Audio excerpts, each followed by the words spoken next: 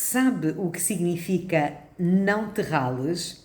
Não te rales significa não te preocupes, não te incomodes, não te aborreças com alguma coisa.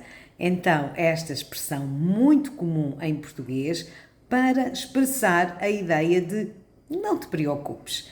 Não te preocupes com o teu português, porque nós compreendemos aquilo que dizes e, portanto, continua a aprender, não te rales, porque estás a aprender português.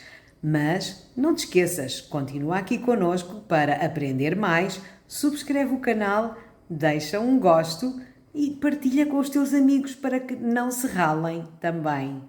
Vá lá, não te rales. Até à próxima!